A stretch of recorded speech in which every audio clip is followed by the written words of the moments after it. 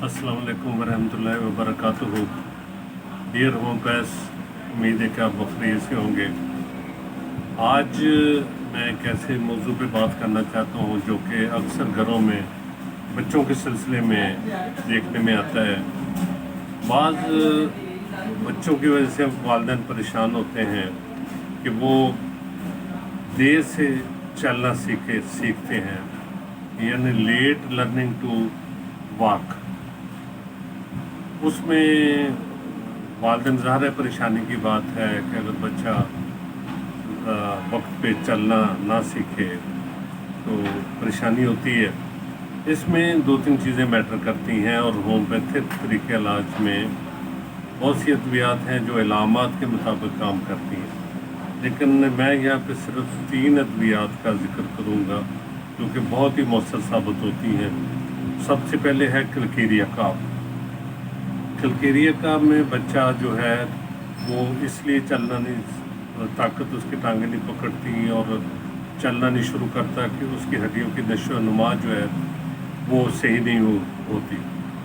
बच्चा जो है वो फैट और फ्लैपी होता है, यानी मोटापे की तरफ उसकी बहुत रगबत होती है। फ्लैपी जिस्म पे बिल्कुल ऐसा होता है और हड्डियों की नशो नुमा में उसकी कमी होती है, तो उसमें पसीना उसको ख़ास तौर पे रात को सोते हुए बहुत ज़्यादा आता है।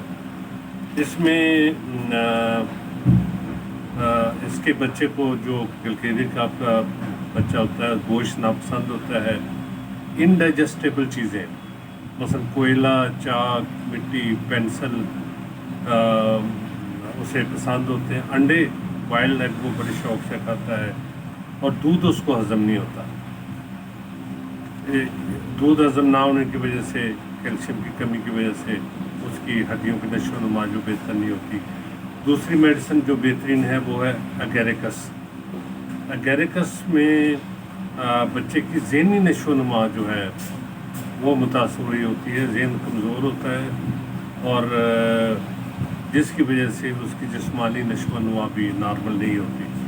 तो एगेरिकस मस्करस जो है वो यानी पैरालिसिस ऑफ लोअर लिम्स, यानी फालजी कैफियत होती है लोअर लिम्स में, टांगों वगैरह में नमनेस और लेग्स और चाल में लड़खड़ाहट और कमर की भी कमज़ोरी पाई जाती है।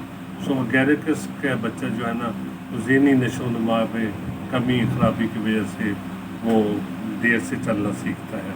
इसी तरीके से एक तीसरी मेडिसिन है होम्योपैथी की मेडोरिनियम।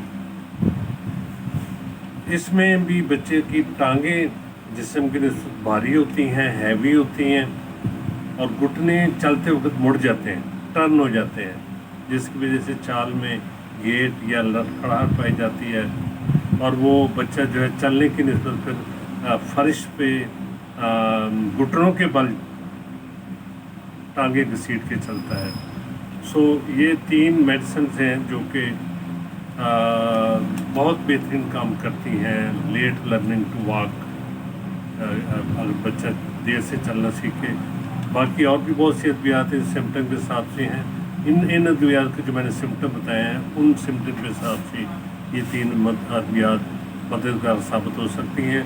मुनासिब यही होगा कि आप किसी करीबी होम्योपैथिक डॉक्टर से मशवरा करके ये अद्वियात का इस्तेमाल शुरू करें। इंशाअल्लाह मायूसी नहीं होगी।